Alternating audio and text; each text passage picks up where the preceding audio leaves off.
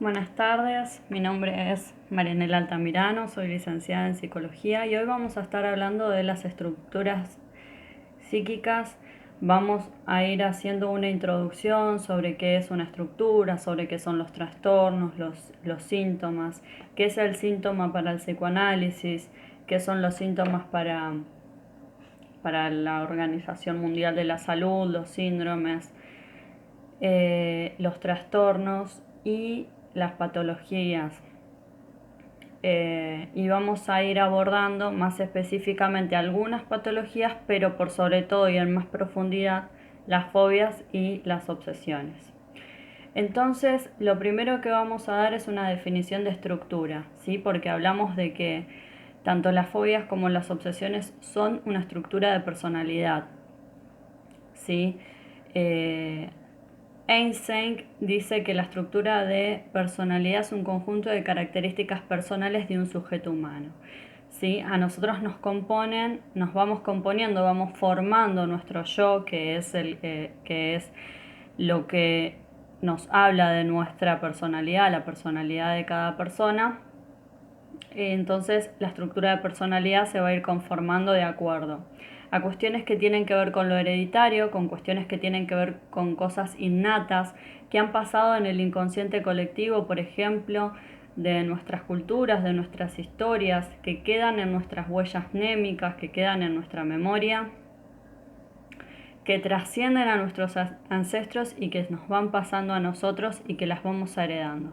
También lo que heredamos genéticamente de nuestros padres, también tiene que ver todo aquello que nos ha surgido durante el embarazo, durante el parto, durante el cuidado eh, en los primeros años de vida, que son los más importantes para formar un buen yo, un yo normal, por decirlo de alguna manera. Y todas estas características, después lo que me va pasando en la infancia y lo que me puede llegar a pasar en la actualidad, son los que van conformando nuestra personalidad, ¿sí? Y nuestro comportamiento, nuestra forma de abordar la vida. Si hablamos de estructura, quiere decir que es algo que, si bien puede ir mutando hacia otras estructuras, ¿sí? Si estamos dentro de una estructura neurótica, puede que nos pase que en algún momento nos estemos manejando con mecanismos defensivos que tengan que ver más con la fobia y en otros momentos tengan que ver más con que me estoy volviendo un poco rígido en mis obsesiones, ¿no? Pueden irse intercalando porque Freud en sus últimas etapas va a hablar de que las neurosis son mixtas, ¿sí? Que una estructura de personalidad neurótica puede ir intercambiando con síntomas de otras estructuras neuróticas. Sí, pero hablamos de estructura, que siempre nos vamos a quedar en esa situación. Lo que sucede muchas veces es que el factor desencadenante de esa situación, es decir, lo que hace que yo desencadene un montón de síntomas, eh, pueda que por un momento de manera aguda o de manera crónica en algunos, en muy pocos casos, la estructura de personalidad vaya cambiando o se vaya deteriorando, ¿sí? También vamos a hablar del significado de patología, porque es importante tener en cuenta las definiciones, los significados, porque nos van a dar un panorama amplio y a la vez nos van a ir introduciendo a lo que es la temática que vamos a abordar. La patología es el estudio de la alteración. Eh, Cualquier objeto de estudio que sea un organismo vivo, ¿sí? O no, porque también, por ejemplo, en la arqueología, como cuando se habla de las piedras, hay ciertas patologías. Obviamente nosotros nos vamos a adentrar a lo que es la psicopatología, ¿sí? Lo que tiene que ver con las alteraciones de la mente. También tenemos alteraciones mentales que van a causar sintomatología somática, es decir, física.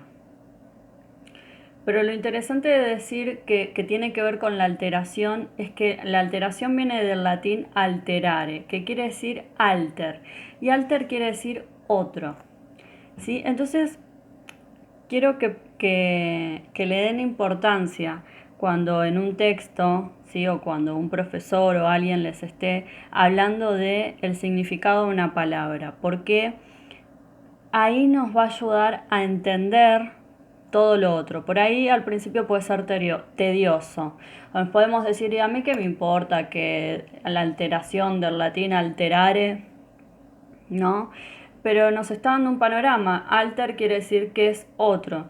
Y ahí nos vamos a dar cuenta que cuando hay alteraciones, el sujeto, la persona, se está convirtiendo en un otro.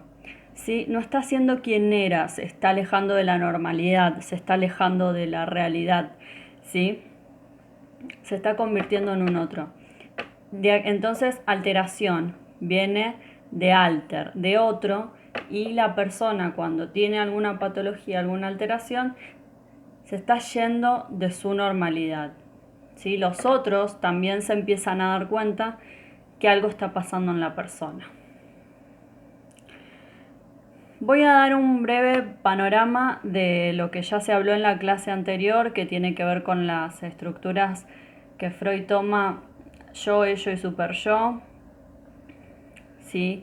Planteando que todo esto que les vengo diciendo acerca de la conformación de la personalidad y de la estructura del yo llega a conformarse gracias a un montón de características que no tienen que ver solo con el que el sujeto se hizo así porque se hizo así, ¿no? Hay un montón de componentes que lo hacen, lo cual no significa que si uno tiene características de un otro o tiene un montón de características de otras situaciones o circunstancias, no significa que la persona tenga que ser igual en personalidad a otro.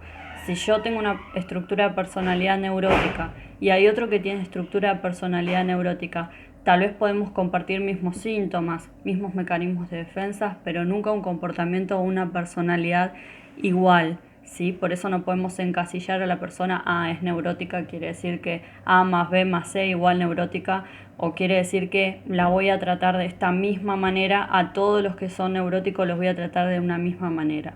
Cuando vamos a la práctica nos damos cuenta que nos podemos encontrar con 3 personalidades de estructura, por ejemplo, neurótica, histérica, son 3 histéricas y son 3 histéricas totalmente distintos. Y lo que me funcionó para uno no necesariamente me va a funcionar para la otra. Y esto quiere decir que también uno, como terapeuta, como acompañante terapéutico en el caso de ustedes, no tiene que ser flexible también en sus herramientas, tiene que ser flexible también en su personalidad. Entonces, bueno, volviendo. Decíamos que el bebé cuando nace es puro ello, ¿sí? Que gracias a la conformación de las respuestas a sus demandas que le va dando la madre, de las palabras, de los significados, de la función materna, y luego más adelante de las experiencias que son traumáticas, como lo es el reconocimiento de que hay diferencia de sexos, eh, son experiencias traumáticas estos descubrimientos para los niños. Entonces, uno no puede evitar eso, pero sí puede poder simbolizárselo de la mejor manera como función materna, dejando entrar a la ley paterna, la función de la ley paterna para que el niño pueda establecer su super yo y comenzar a tener una relación con sus deseos, con las demandas del mundo exterior y con las normas. Bueno, también habíamos hablado que lamentablemente no en muchos casos sucede un complejo de Edipo puramente normal. Entonces, cuando la ley paterna no está instaurada porque es la madre la que lo rechaza o porque hay una ausencia real de función paterna, sea de la forma que sea, o porque la persona está ausente, o porque la madre no le permite ingresar, porque la madre es un tanto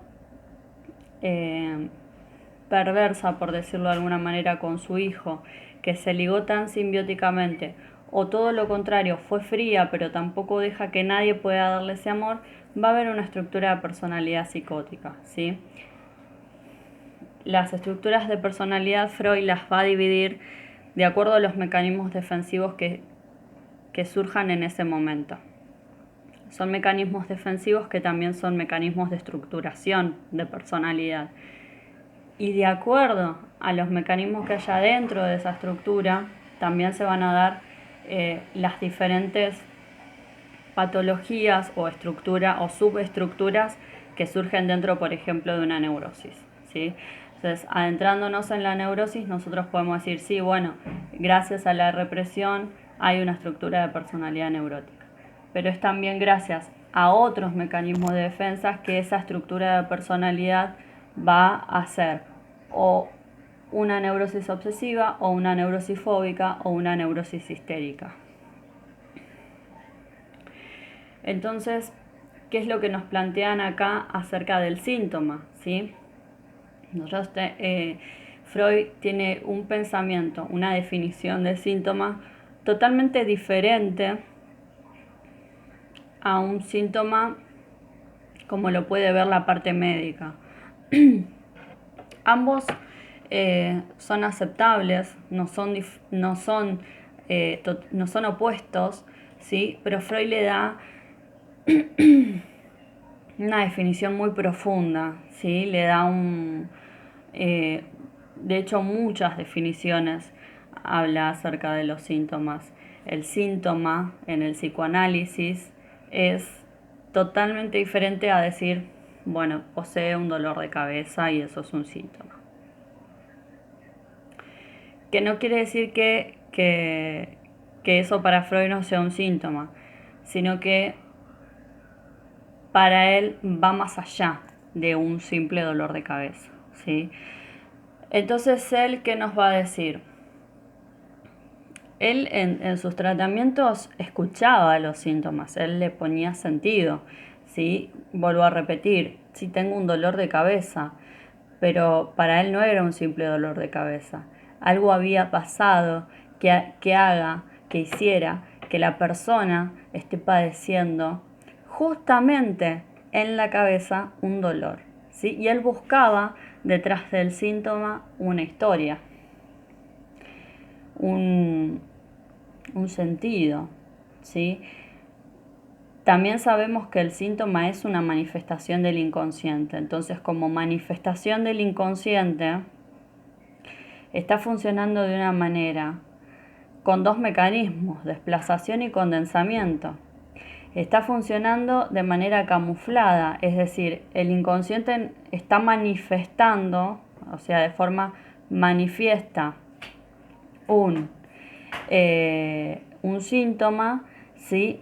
Pero de forma latente nos está queriendo decir otra cosa, nos está queriendo decir un deseo inconsciente, nos está queriendo recordar algún trauma, algo no resuelto, ¿sí? Entonces, de esta manera, lo que nos sucede es que cuando hacemos análisis, cuando estamos observando un síntoma como terapeutas, tenemos que darnos cuenta que muchas veces no precisamente tiene que ver con un simple, por ejemplo, dolor de cabeza. Entonces, ¿qué nos va a decir Freud? Va a decir que el síntoma es un símbolo anémico del trauma. ¿Qué quiere decir con esto?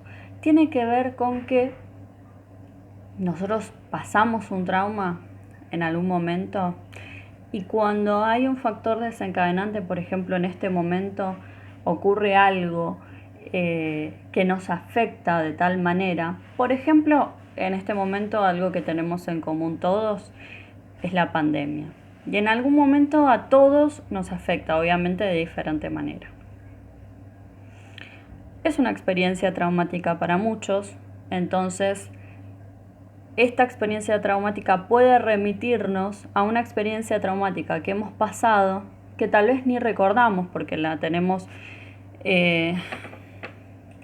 reprimida, pero hoy actuamos de la misma manera o con la misma angustia o con la misma desesperación o con el mismo grado de depresión o ¿sí? Hay alguna particularidad en la sintomatología que presentamos desde el psicoanálisis que nos remite a esa historia traumática que muchas veces obviamente tiene que ver con lo infantil, ¿sí? Obviamente que puede pasar que vamos creciendo, vamos adquiriendo nuevas herramientas y vamos pudiendo reaccionar de otras maneras y actuar de otras maneras y comportarnos de otra manera, ¿sí? No siempre vamos a estar estancados en lo mismo. Pero cuando tiene que ver con algo traumático, sí suele tener una modalidad de huella anémica. Otros de las definiciones que dice Freud acerca del síntoma dice que es un cumplimiento de deseo, ¿sí? Bueno, bien hablando del ello, de los deseos inconscientes, nos vamos a dar cuenta que el inconsciente está todo el tiempo enviando señales, enviando mensajes subliminales y de manera camuflada nos va a ir enviando un síntoma, ¿sí? Entonces, tanto así como repite lo traumático, también repite una situación de deseo no cumplido, ¿sí? De un deseo que puede ser inconsciente. También nos plantea qué tiene que ver con qué es la realización de una fantasía, ¿sí? De alguna manera tenemos una fantasía, no la podemos realizar y es en el síntoma en donde esa fantasía se va a manifestar. Y tengamos en cuenta que no hablamos desde la fantasía de nuestra realidad, que tal cual nosotros nos la proponemos va a surgir de esa manera en el síntoma. El síntoma puede surgir de todo totalmente opuesto a lo que nosotros tenemos como fantasía, ¿sí? ¿Por qué? Porque el síntoma proviene de una formación del inconsciente. Entonces, si proviene de una formación del inconsciente, va a aparecer de modo camuflado, va a aparecer de modo desplazado y va a aparecer en forma condensada. También es una formación sustitutiva, ¿sí? Más o menos tiene que ver con lo anterior que les vengo diciendo. ¿Va a surgir en modo de totalmente una fantasía? No, va a surgir en modo de sustitución de esa fantasía, en modo de sustitución de ese deseo, en modo de sustitución de esa angustia, ¿sí? Siempre está como sustitución de algo. Otra de las características o definiciones que tiene el síntoma es que es una forma de protección contra la angustia, ¿sí? ¿Qué sucede? Nosotros tenemos 3 instancias en nosotros y tenemos una instancia que es externa. El yo es el que funciona como negociador, como facilitador, como organizador de todas esas instancias. El yo es un mediador entre el ello y el superyo, entre el ello y el mundo exterior, entre el superyo y el mundo exterior. Entonces, cuando el síntoma surge como una formación de compromiso, por ejemplo, es porque está haciendo una negociación entre las 3 instancias. Una instancia que es el ello me va a estar mandando un deseo totalmente opuesto a lo que a mí me está demandando el mundo externo. Entonces, para que en la conciencia no surja lo traumático que es tener en la conciencia algo inconsciente, el inconsciente, dijimos, sale de manera camuflada y esa manera camuflada es el síntoma que sale como un conciliador de las 3 instancias, ¿sí? Es como que se ponen a negociar. El ello dice, bueno, yo necesito enviar este deseo, ¿qué es lo que deseo? ¿Sí? El super yo dice no, porque no es apto como una norma externa, es todo lo contrario. Y el yo está sufriendo, el yo está como un sumiso ante esas demandas. Entonces proponen entre los 3 y teniendo en cuenta el mundo exterior, llevar a cabo un síntoma para que, bueno, se produzca esa tensión de alguna manera que quiere provocar el ello, satisfaciéndola, pero un poco más leve de lo que sería mostrarle realmente lo que nos quiere mostrar. De todas maneras, el síntoma va a terminar por ser una situación disgustante para la persona y muchas veces para el mundo exterior, ¿sí? Termina por no ser tan conciliador con el mundo exterior un síntoma, porque si nosotros tenemos un síntoma fóbico, por ejemplo, y no podemos presentarnos en lugares donde hay una multitud de gente, entonces estamos limitándonos. Entonces, no es tan conciliador el síntoma.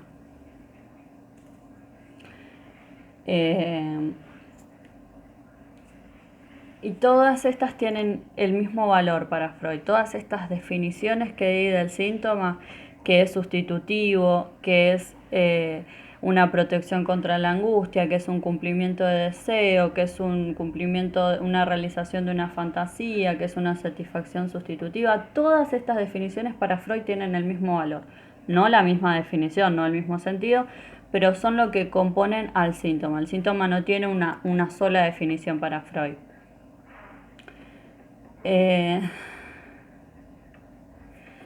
Entonces, ¿cuál es la diferencia entre el síntoma psicoanalítico que acabo de dar y el síntoma dentro del ámbito de la salud? ¿Sí? El síntoma dentro del ámbito de la salud va a pasar a ser importante cuando se dé con un conjunto de otros síntomas o cuando se dé con mucha frecuencia y con mucha intensidad, ¿sí? Es decir, un dolor de cabeza para un médico, si se realizan los estudios pertinentes y da como resultado nada, entonces es simplemente un dolor de cabeza, ¿sí? No va a estar dándole sentido, ni profundidad, ni diciendo que es algo del inconsciente. Hoy en día el médico sí puede avalar que si la persona insiste en los dolores de cabeza, tiene que ver con una cuestión psicológica y en el mejor de los casos va a hacer una derivación a un psicólogo.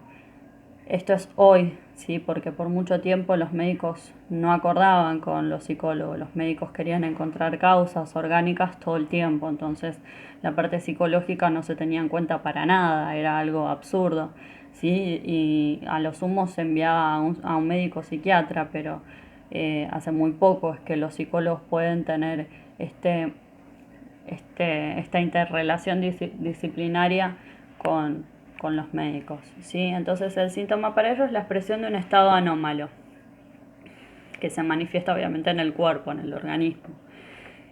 Y puede ser una señal de alerta con la salud o puede ser una falsa alarma, como les decía. Puede ser muchas cosas y de acuerdo a cómo se va presentando y junto con qué síntomas, intensidad y frecuencia, se va a tratar con más importancia o no. Y vamos a hablar también ahora de la diferencia. Ya hablamos de lo que es síntoma, vamos a hablar de lo que es la diferencia entre un síndrome, enfermedad y trastorno. El síndrome es un conjunto de signos y síntomas que se dan todos juntos, ¿sí? Y que han sido estudiados dentro de un cuadro clínico, por ejemplo, porque es un conjunto de signos y síntomas que se viene dando con una identidad clínica. Tiene que ver con algunos problemas de salud, ¿sí? Pero lo que más puede llegar a diferenciar de la enfermedad es que en muchos casos, y por no decir todos los casos, el síndrome no tiene en sí solo una etiología orgánica, ¿sí? Una enfermedad puede tener un síndrome, es decir, un conjunto de signos y síntomas, pero en cuanto a la etiología, ¿sí? Ya pasa a ser una enfermedad, ¿sí? Entonces la enfermedad es una entidad clínica, tiene que ver con los problemas de salud, que tiene un conjunto de signos y síntomas que se dan, pero que tiene una etiología, ¿sí? ¿Qué quiere decir etiología? Que tiene una causa biológica conocida, ¿sí? Que yo digo, por ejemplo, tengo, no sé, tengo tiroides, ¿no? O sea, yo tengo un conjunto de signos y síntomas. ¿Cuáles son estos signos y síntomas? Bueno, tengo cansancio, estoy aumentando de peso, tengo problemas oculares, siento como una especie de depresión, se me cae el pelo. Bueno, todos estos en sí solos, si no tienen una causa biológica, no podemos decir que es tiroides, ¿sí? Pero puede haber una sospecha. Entonces nos mandan a hacer los estudios y nos da que en la tiroides hay una problemática.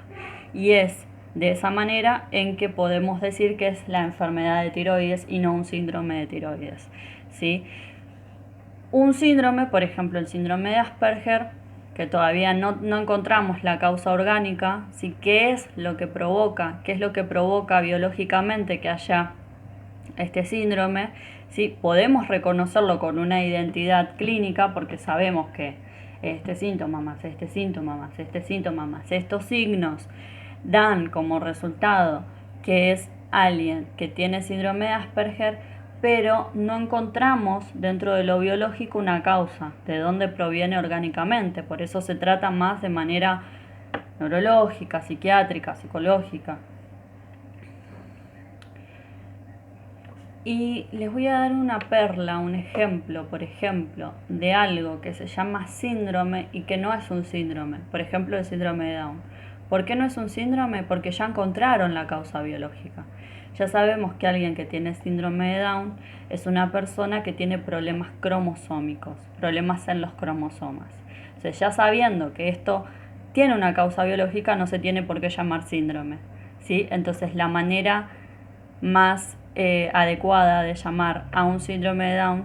¿Por qué le quedó el nombre? Porque Down es el apellido de la persona que lo descubre, que lo trata, que le pone el nombre, ¿sí? Que en ese momento no descubrieron la causa orgánica, por eso la denominaron síndrome.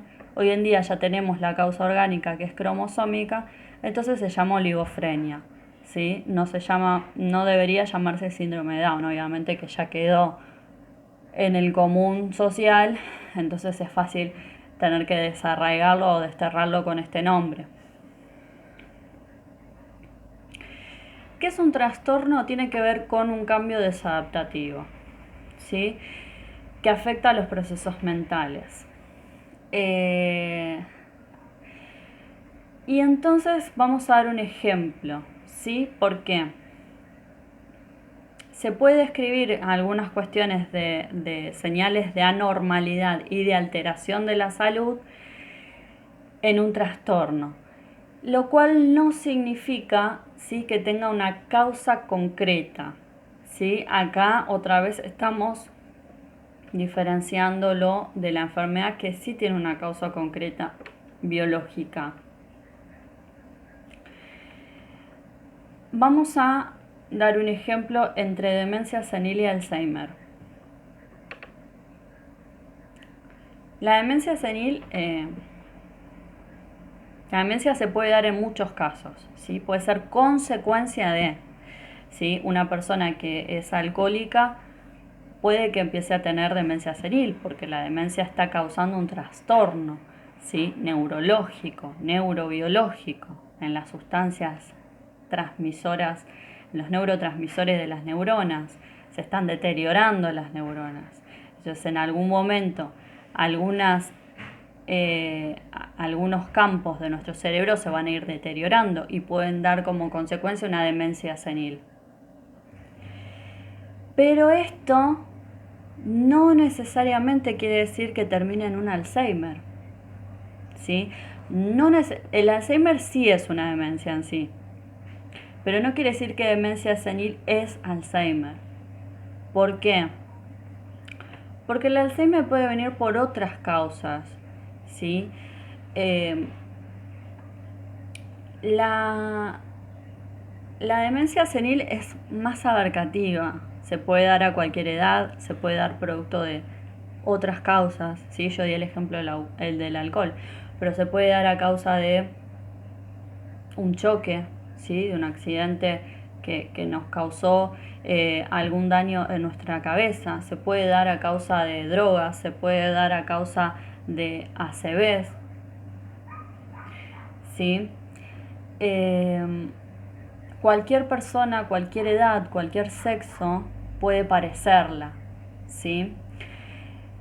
y no necesariamente se tiene que producir después de los 65 años y no necesariamente se da solo a mujeres y no necesariamente termina con la muerte, ¿sí?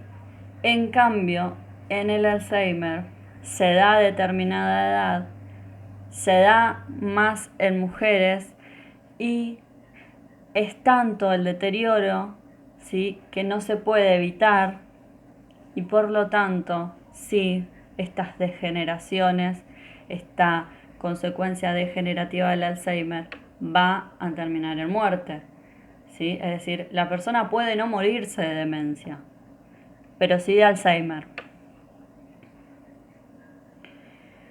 Eh,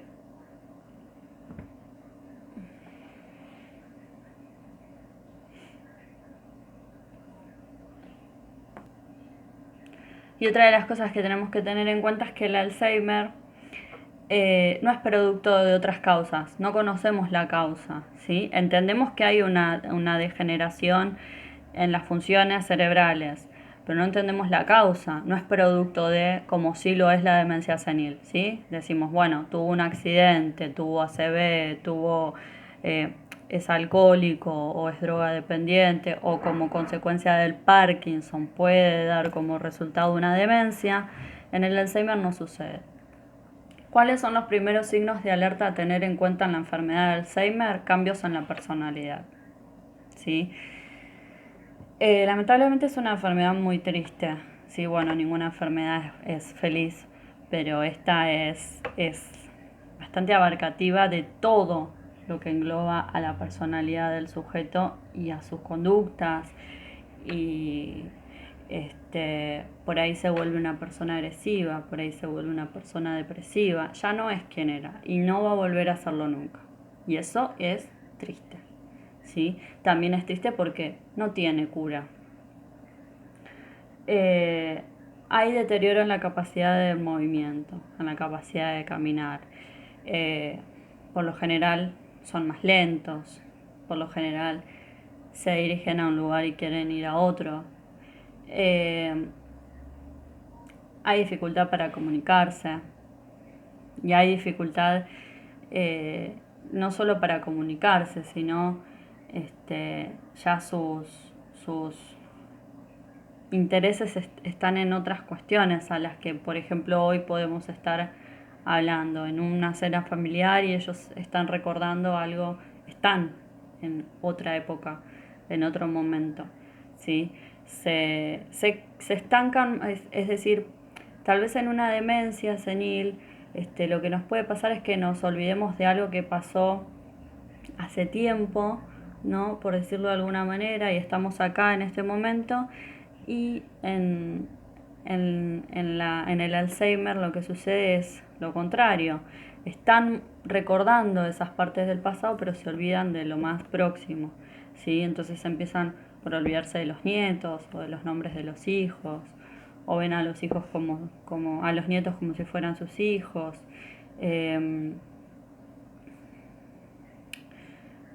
Bajo nivel de energía, pérdida de memoria, obviamente, como les dije. De la memoria eh, a corto y a mediano plazo tal vez se olvidan, ¿sí? Se terminan por olvidar de lo más antiguo. Eh, y bueno, problemas de atención y orientación, cambios en su estado de ánimo.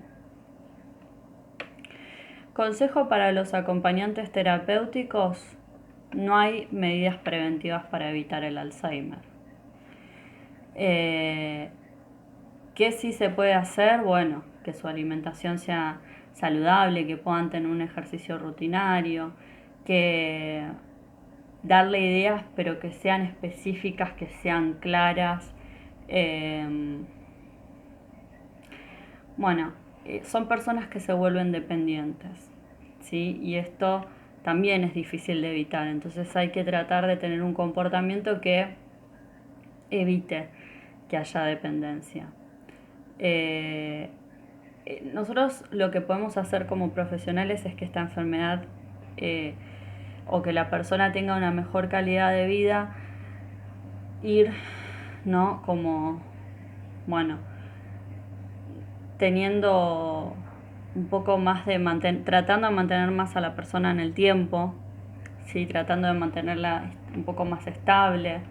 Por eso, bueno, tener en cuenta que tienen que tener actividades, que tienen que tener motivación, jugar, ¿sí? Una de las cosas que hacen los neurólogos es darle juegos em, de cuentas, cuestiones que tienen que ver con poder desarrollar el crecimiento de las neuronas. Las neuronas pueden deteriorarse y hasta pueden eliminarse de nuestro cerebro, pero nosotros podemos ir reforzándolas a través del aprendizaje. Cada vez que aprendemos algo nuevo, cada vez que estamos ejercitando nuestro cerebro, las dendritas de nuestras neuronas se extienden y pueden llegar a comunicarse con otras neuronas. Entonces, son estas las razones por las cuales hay gente con mejor calidad de vida que tiene Alzheimer y que dura 10 años en el mismo estado, tal vez en el mismo estado, pero no se llega a deteriorar tanto como otras personas que en 2 años tal vez terminan por morir.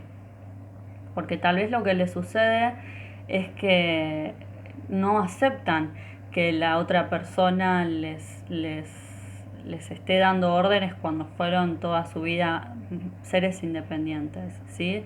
De alguna manera lo sufren.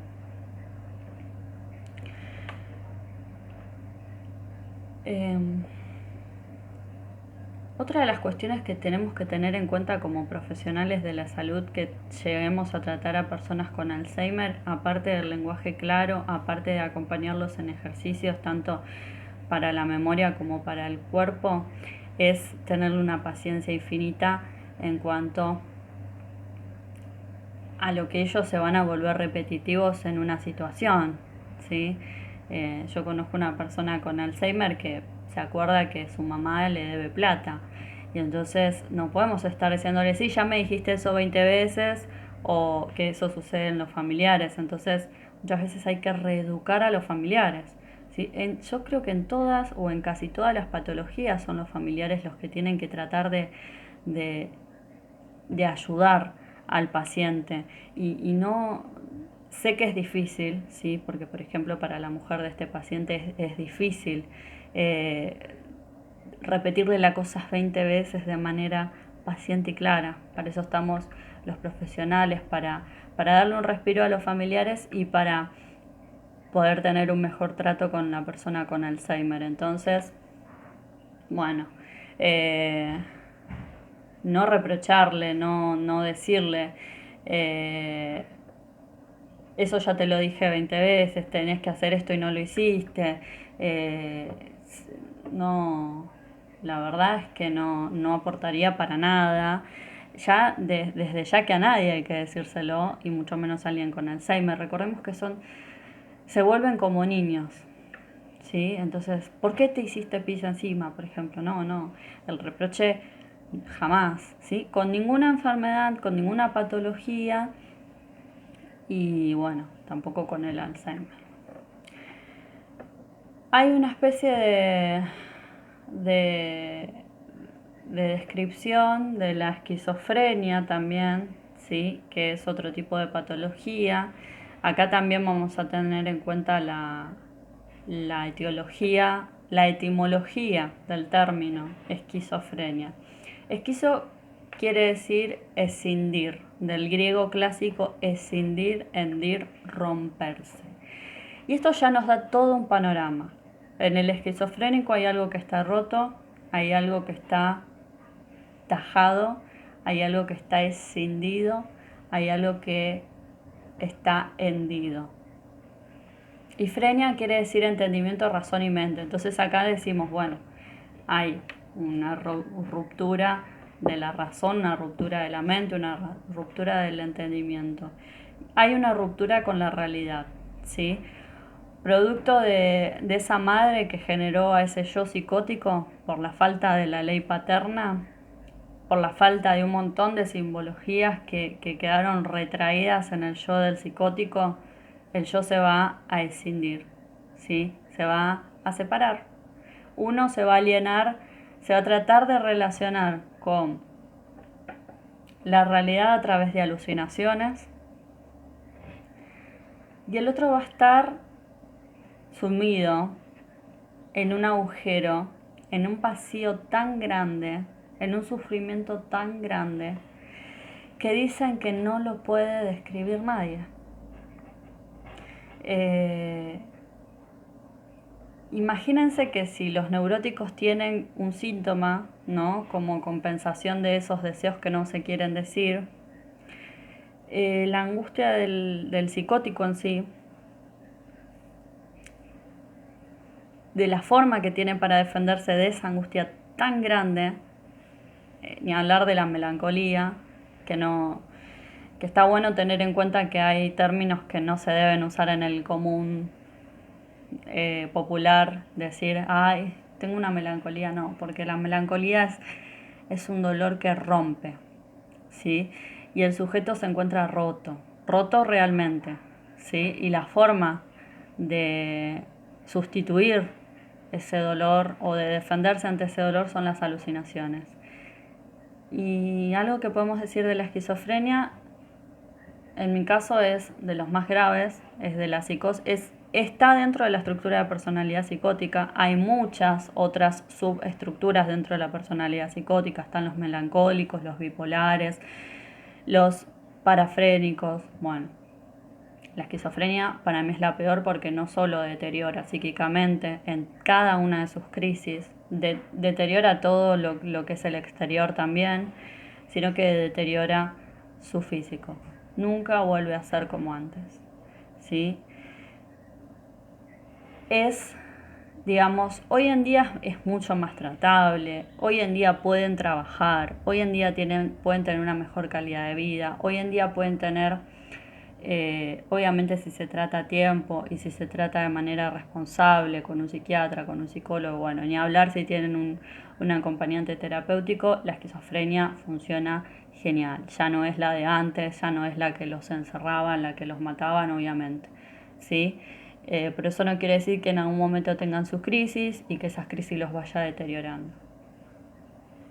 Ahora vamos a hablar de la fobia, que es lo que más nos compete, y vuelvo a dar la importancia a lo que la palabra significa. Fobia viene de phobos, que en el griego antiguo era pánico. Ahí ya tenemos un gran panorama, es pánico, ¿sí? No es un simple miedo, es un pánico, es un terror a algo que es desproporcionado a la realidad. Dice que este pánico era hijo de Ares y Afrodita en la mitología griega y es la personificación del miedo, ¿sí? Si quieren saber cómo es el miedo en persona, miren a un fóbico. Este trastorno de salud psicológico se caracteriza por un miedo intenso, por eso lo asociamos al dolor, y desproporcionado, ¿sí? No es un miedo que uno dice, bueno, hay un león, me está por comer, tengo miedo, ¿sí? El miedo lo que hace es activar mecanismos de defensa que me ayuden a huir o a atacarlo o a hacer algo, o, bueno, a lo sumo sí me quedaré paralizada, pero es entendible porque es un león que está a punto de comerme y todo mi organismo y todo mi psiquismo va a activar un montón de mecanismos, ¿sí? Para avisarme que estoy en peligro. Ahora, si le tengo miedo a una hormiga o a un bichito que no puede hacerme absolutamente nada, mi miedo está siendo irracional, está siendo desproporcionado, está siendo algo irreal. Ya sea ante objetos, ante personas, ante situaciones, ¿sí? Son miedos ilógicos, irracionales, y no por eso motivos de burla, ¿sí? Ay, le tiene miedo a un insecto, qué idiota, ¿cómo le vas a tener miedo a un insecto? No es la forma, ¿sí? Porque la angustia que le produce a la persona es muy grande. Y además, esa angustia, como bien decíamos, encubre cuestiones que traen toda una historia en la vida del sujeto. Entonces no es el miedo a lo que lo paraliza, es la angustia depositada en ese objeto lo que lo paraliza, ¿sí? ¿Qué es lo que nos sucede en las neurosis? Nosotros tenemos una angustia libremente flotante, es decir que al reprimir nos quedó el afecto de angustia por algún lado, ¿sí? ¿Qué es lo que nos puede pasar? Tener angustia en cuanto a nuestro cuerpo. Cuando tenemos angustia en cuanto a nuestro cuerpo, porque activamos un mecanismo de defensa que se llama conversión, estamos actuando histéricamente. Si esa angustia libremente flotante se deposita sobre un objeto, sobre una situación, sobre una persona, es fobia, ¿sí? Pero no, digamos, no tiene que ver con solo un momento, ¿sí? Tiene que ver con la persona. Una cosa es, bueno, veo al insecto, me da miedo, otra cosa es que ya no puedo ver fotos del insecto, no puedo escuchar hablar del insecto. Hasta estoy pensando que en algún momento me puede llegar a venir ese insecto, entonces no me voy a poder dormir y tengo pesadillas con ese insecto, ¿sí? Entonces termina por ser todo demasiado trágico y terrorífico en la vida de la persona. Así como la fobia al insecto se llama entomofobia, podemos tener fobia a lugares encerrados como es la claustrofobia o miedos a espacios abiertos como es la agorafobia. No es un miedo sencillo y no es sencillamente un miedo, ¿sí? Esto es algo que yo me lo cuestioné muchas veces y que está bueno poder aclararlo. No se trata solo de tenerle miedo, se trata de tenerle rechazo o de tener odio también, ¿sí? Y es acá donde, bueno, entendemos por qué el término homofobia, ¿sí? Porque uno no puede tenerle miedo a una persona homosexual. Pero se llama homofobia justamente porque hay un odio, hay un rechazo hacia alguien que elige ser diferente a lo que otros ponen como normal. Lo mismo a un diferente, alguien que es diferente, que no elige ser como yo soy y que tengo que respetarlo, por ejemplo, la xenofobia, que es el miedo a los extranjeros. ¿Miedo? Vuelvo a cuestionarme. No, odio. Entonces la fobia engloba más que el miedo, ¿sí? También hay odio, también hay rechazo.